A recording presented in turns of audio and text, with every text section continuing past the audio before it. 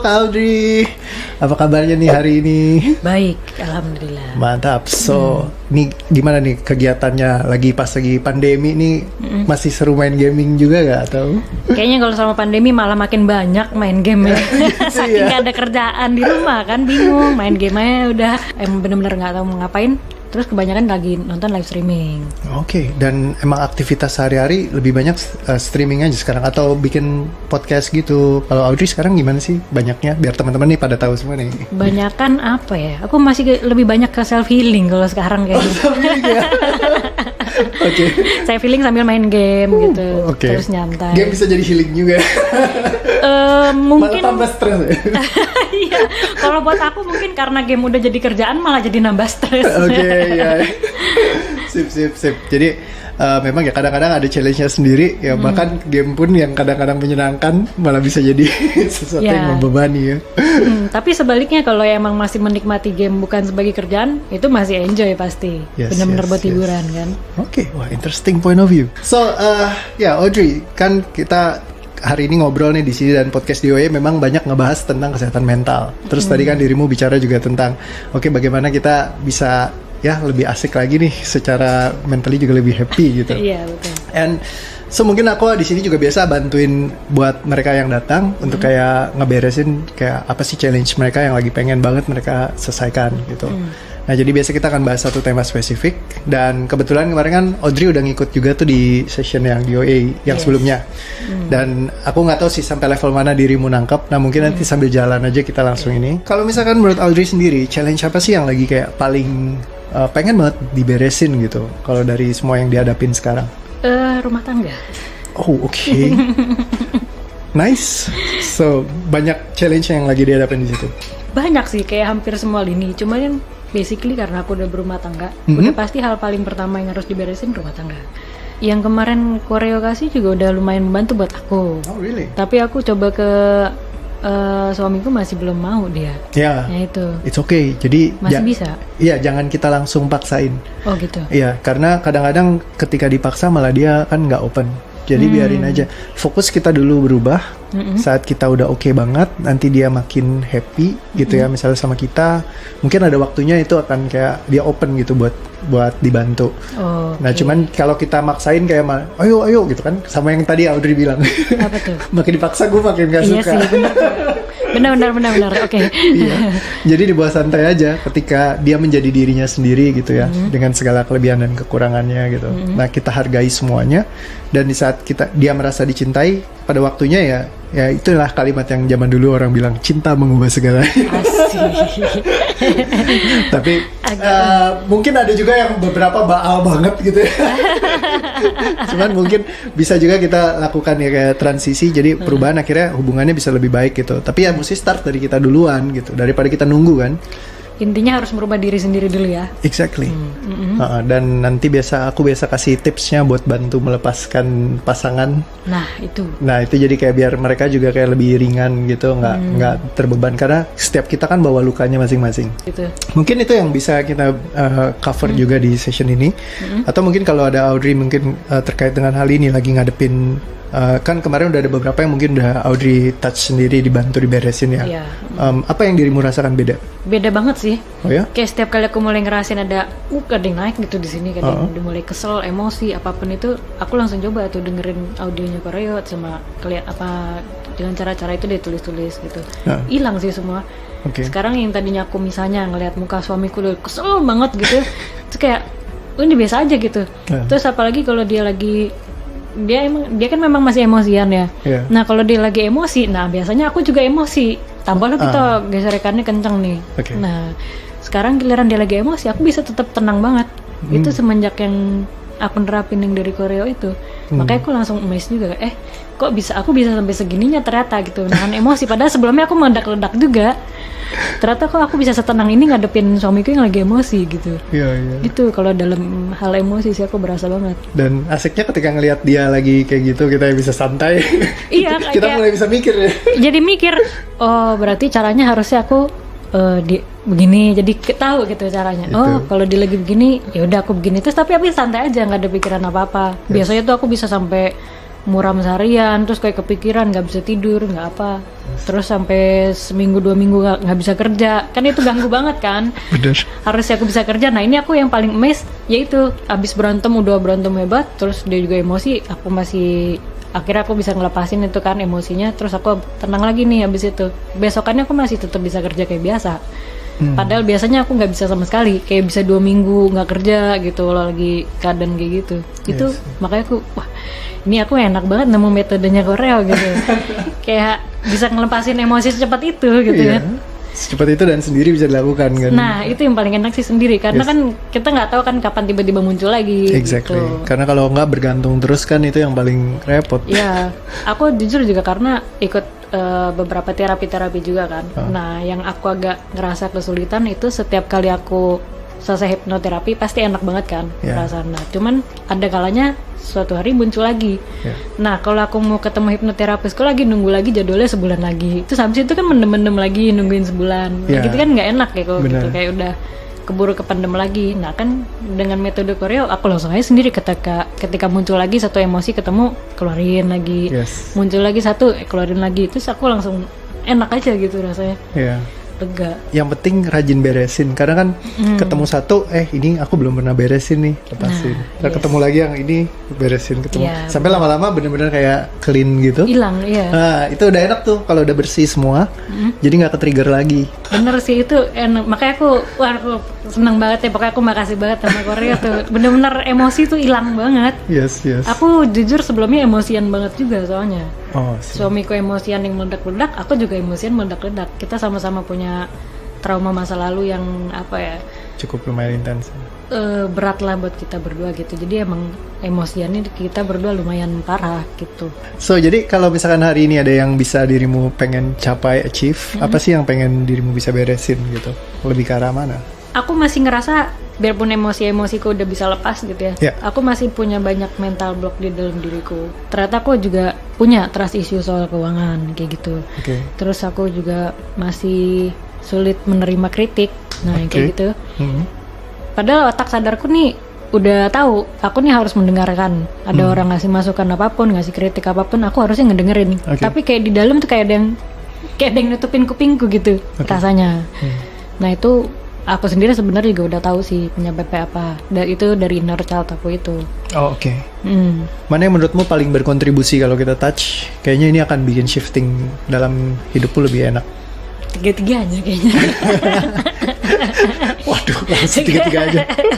Ini 90 menit nih.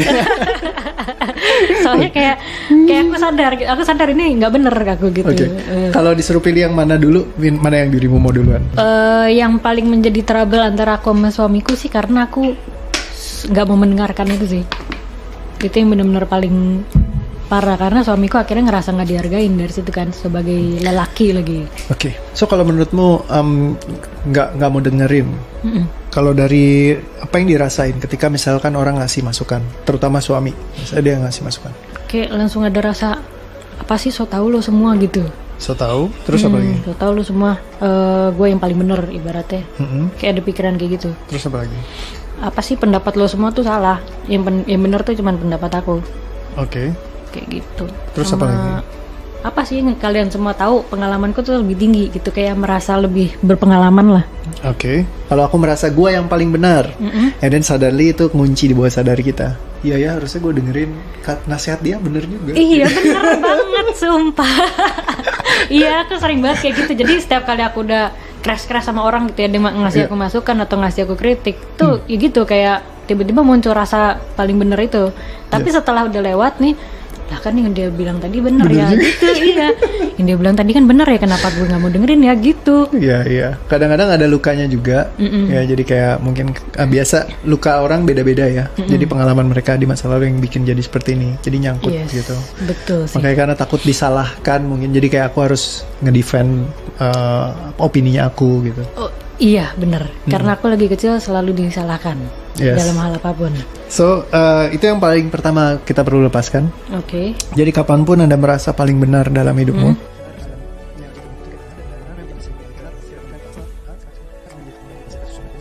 kalau sekarang suami ngobrol, cari momen di mana suami ngomong terus nasehatin dirimu misalnya. ada juga perasaan sedih.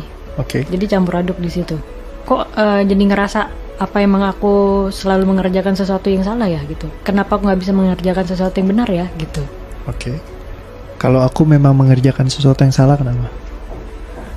Bagaimana kalau seluruh hidupmu adalah kesalahan? Memang hidupku kesalahan. Ya, semuanya salah, Ya. dirimu selalu salah. Oh, lebih ke rasa putus asa ya berarti. Oke. Putus asa. Aku salah, hidupku salah, semuanya salah, dalam kehidupanku semua salah.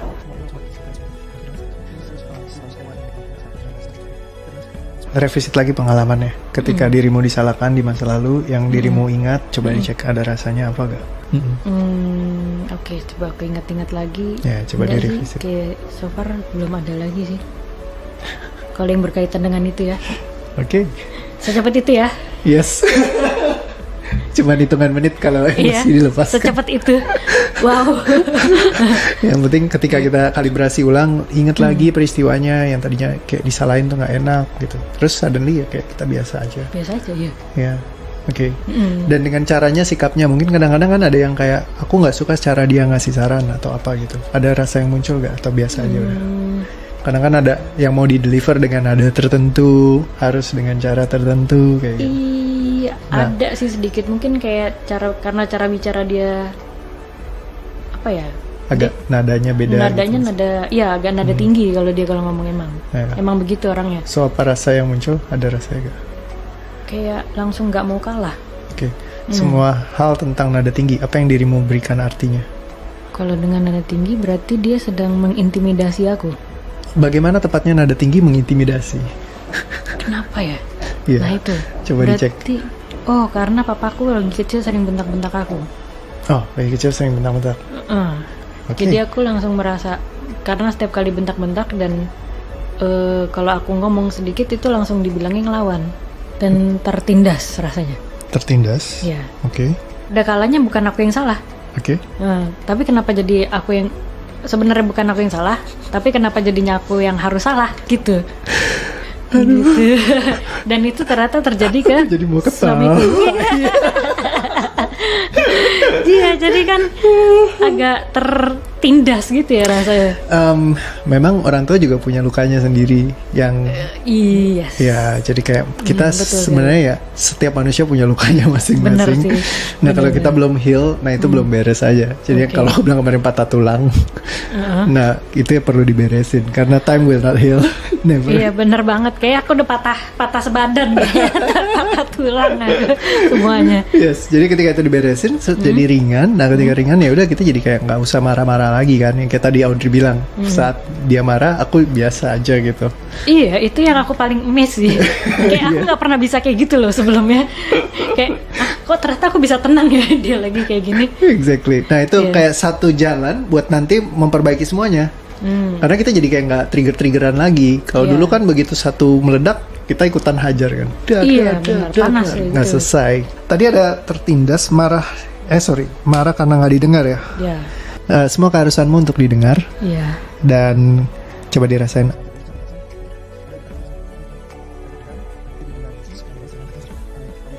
Coba dicek apa yang dirasain.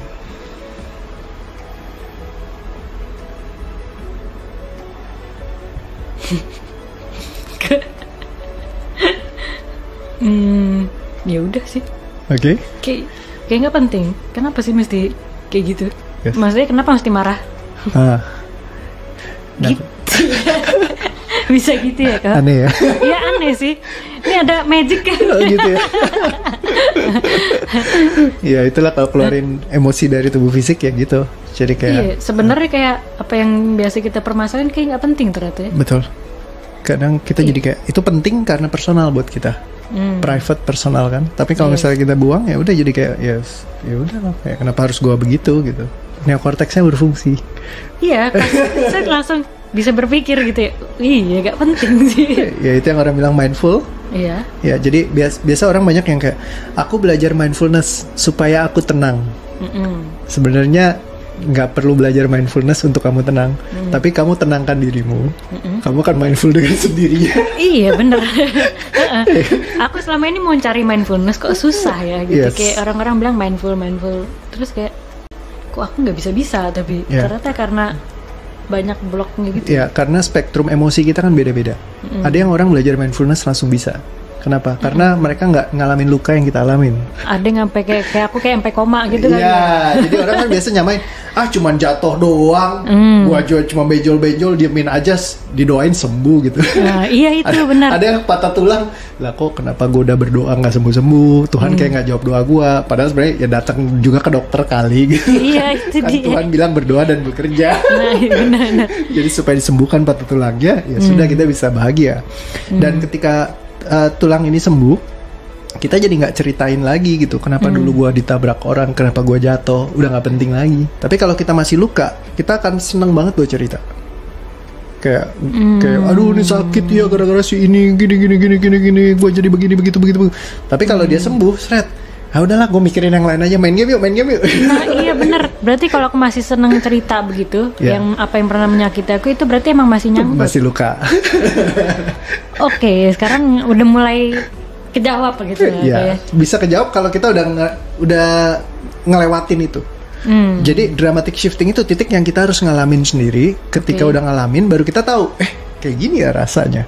Iya. Ini something yang nggak bisa di-describe memang. Itu yang paling susah sih. Aku buat dari kemarin ngejelasin ke orang-orang tuh, lu mesti ngerasain sendiri. Begitu emosinya lepas keluar dari tubuh fisik lu, kayak it's totally different. Lagi ngelihatnya tuh udah kayak beda banget ya.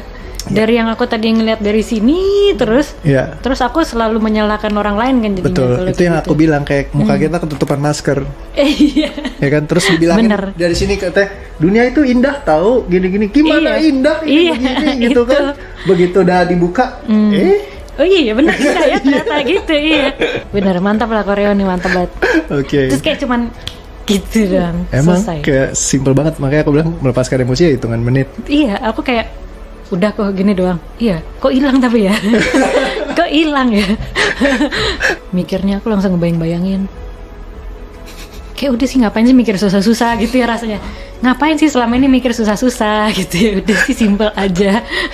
Pada akhirnya menertawakan diri sendiri. Iya. Oke. Sip, mantap. Berarti udah 2 tema nih kita ke. Wih, langsung selesai begitu aja. Yes, padahal aku selama ini ngikut terapi banyak banget. Oh gitu ya? Iya, banyak banget aku ikut terapi. Obat psikiater pun aku sempat berbulan-bulan. Oh, sih. Saking aku nggak ngerti cara lepas ini kan. Kalau nemuin caranya Koreo gini kan kayak aku merasa kayak udahlah aku nggak perlu obat psikiater lagi. Gitu kayak. Yes. Nah cuma biasa ini semua sistem buat ngeberesin akar permasalahan butuh waktu proses yang panjang. Iya. Nah cuman kalau pakai DOITRTO kayak like that simple minute langsung hilang gitu. Iya. Padahal aku mau ngeluarin penyakitku nih lah ibaratnya. Yang susah banget ngedengerin orang tuh susah banget. Aku udah berkali-kali ikut terapi, aku udah segala macem. Sampai pokoknya aku udah cari berbagai cara dan ternyata ya sesimpel itu aja aku udah langsung hilang blas gitu. Kita harus ngecek lagi nanti. Jadi kalau pas Audrey ketemu beneran udah clear belum? Gitu. Karena chartnya itu kita harus selalu lihat. Yang aku bilang kalau kemarin kan di kelas tuh ada yang kayak emosi itu mereka kayak bisa jadi banyak yang triggering. Nah itu dilepasin dulu. Kalau emang udah hilang semua ya udah bersih. Nah cuman diceknya itu ya seiring waktu berjalan kan. Paling kalau di sini kita bisa rehearse nih sebisa mungkin. Bayangin masih ada lagi gak? Kalau udah nggak ada ya sudah. Nah itu pas lagi jalanin tuh udah happy aja. Nah tapi nanti kalau misalkan pas jalan ada yang ke-trigger lagi, kita udah tahu cara lepasinnya. Iya benar. Iya kan? Iya. Jadi ternyata ketemu satu lagi gitu misalnya. Yes. Kalau ada satu lagi yang masih triggering, mungkin kadang-kadang kan ada yang aku sebut dengan uncharted emotion. Emosi yang mungkin di luar chartnya kita yang kita cover hari ini. Misalnya tadi kan kita cover nih banyak gitu. Tapi mungkin ada yang di luar dari chart itu yang tiba-tiba muncul, ya udah tinggal kita lepasin lagi aja. Karena di simple system yang kita bisa lakukan sendiri di rumah. I see. Oke. Oke. So tadi kritik sudah, susah dengerin, sulit maafin. Nah itu juga sama, berkaitan juga sama ke papaku sih. Gak pernah mengajarkan aku untuk minta maaf. Apa rasa yang muncul terkait nginget ini semua? Kayak apa ya? Kayak ada yang pengen berontak kayak gitu. Rasanya. So definisikan rasa marah yang ini, apapun yang menyebabkannya.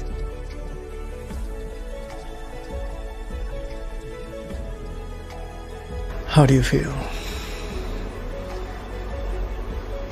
Much better. Cek lagi apa yang masih belum selesai.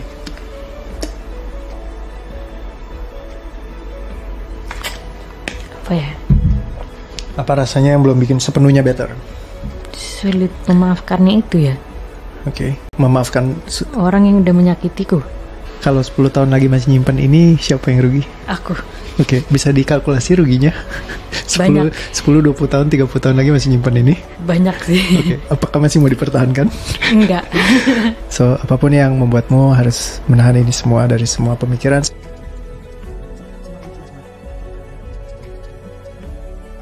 How do you feel? Oh ada.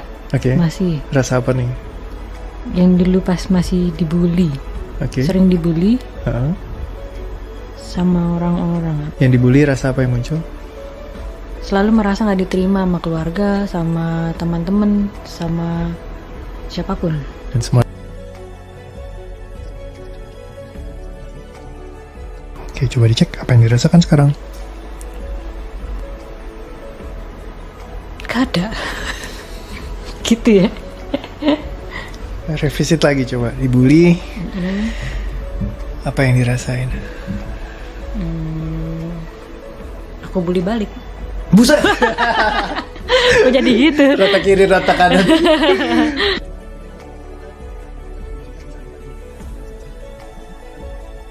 Oke, berarti yang kayak begitu pun harus dibuang ya?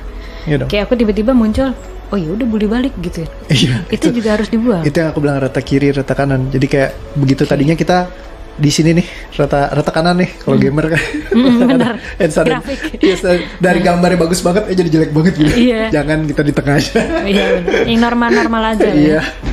Karena kalau malah jadi pengen ngebully malah jadi nggak bagus juga kan. Kayak Iya, gitu. bener. Nah, itu aku jadi ada juga sih rasa kayak begitu kemarin-kemarin bener.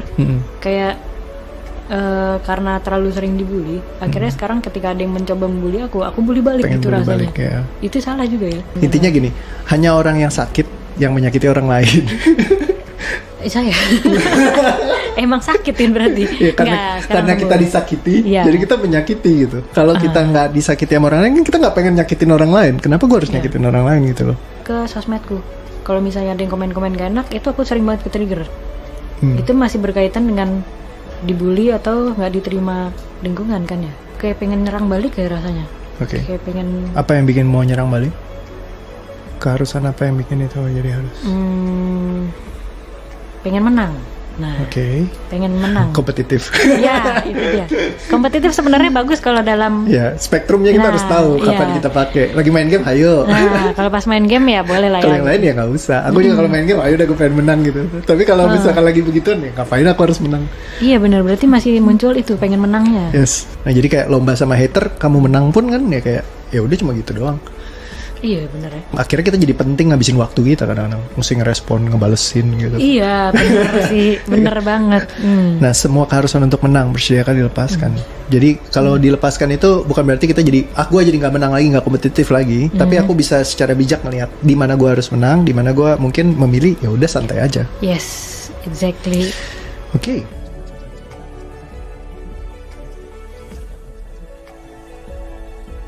Oke, coba dicek. How do you feel? Ada haters nih. Biasa paling nggak suka dibilang apa nih, Audrey?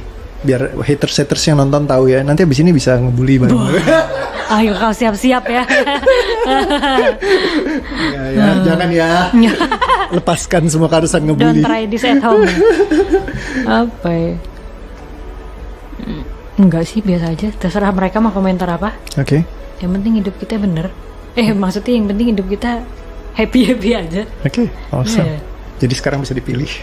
Iya, jadi aku tahu saatnya harus berhenti sama tahu saatnya aku kapan harus menang itu kan. Ya, betul sekali. Oke. Mantap. Berarti emang banyak ya blockingan di Banyak, makanya aku bilang melepas emosi itu mudah, tapi banyak.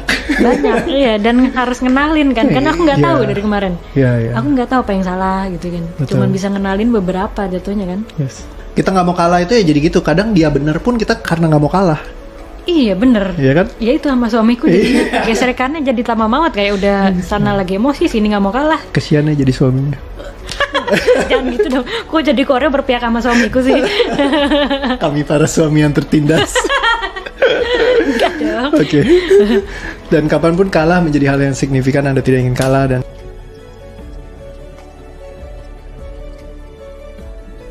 Okay. How do you feel? Much better. Apa yang belum fully better? Takut ditinggalkan. Sama.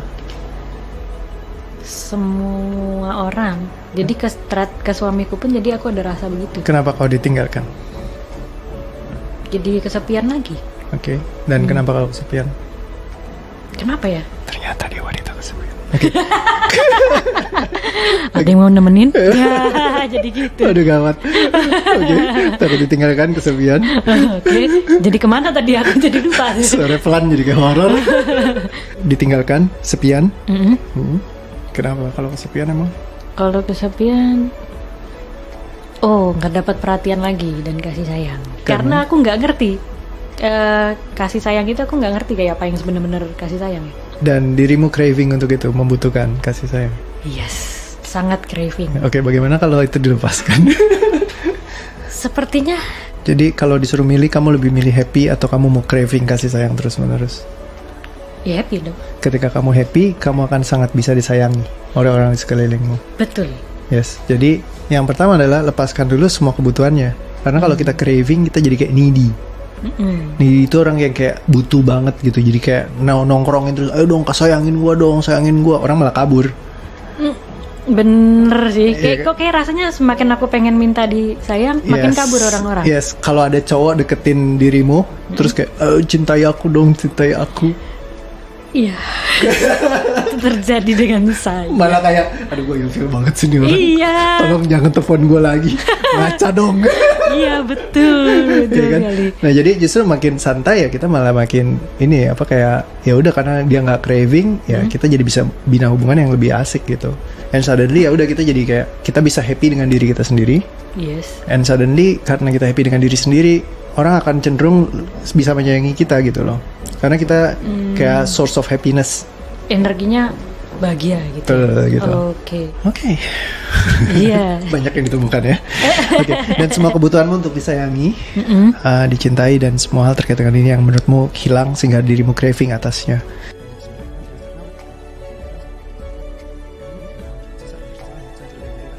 How do you feel? Aku sebel deh, kok bisa gitu sih? Kayak segampang itu kah? Seperti merasa cewek gampang kan tiba-tiba. Kacau. Gampang berubah ya? Gampang berubah. Ingat lagi kejadian ini semuanya, ada ini semua. Dan semua proses yang dirimu lewatin. How do you feel, Cek? Ya udah, emang ini jalannya. Mantap. Gila sih. Ini gila sih. Tergali sampai akar-akarnya. Oke. Dan ini cuman Koreo yang tahu loh. Mantap. Yoi 2 jam nih gak kerasa ya. Tapi banyak banget yang kita cover gitu kan. Beresin sana sini. Tapi emang bener kan, maksudnya kalau berusaha sekuat tenaga mau beresin finansial kayak apa, kalau dari rumah tangganya belum dibenerin gak akan jalan ya. Dan kapanpun kamu percaya itu,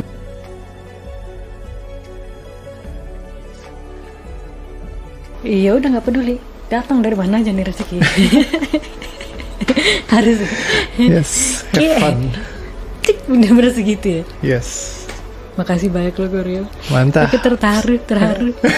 Luar biasa. Makanya aku gak sabar pengen sharing ini ke orang-orang gitu loh. Dan apa hal terbaik yang Anda ambil dari sesi ini? Hal terbaik adalah memperbaiki hidupmu ternyata semudah itu ya. Itu dimulai dari diri sendiri. Memperbaiki hidup cuman mengharapkan orang lain yang merubah hidup kita itu nggak bakal terjadi selama kita nggak mencoba merubah diri kita sendiri. Tadinya aku tuh kayaknya pengen ngeblame orang terus gitu, nyalain orang terus, kenapa sih nih orang nggak begini ke aku, kenapa nih orang nggak begini ya, kayak nyalain orang aja terus gitu rasanya. Kalau sekarang kayak iya bukan salah siapa-siapa, yang salah ya aku sendiri. Kenapa aku sendiri yang nggak selama ini nggak mencoba merubah diri aku sendiri gitu. Ternyata setelah merubah cara pikir aku sendiri, mencoba merubah diri aku sendiri, iya kayaknya dunia aku udah langsung berubah juga gitu. Oke. Langsung berubah semuanya ya. Cara pandangku udah beda banget langsung. Sip. Thank you banget Audrey. Yes, very recommended. Seru-seruan selalu, makin happy lagi, and sampai ketemu di DOA Podcast berikutnya. Bye-bye. Bye.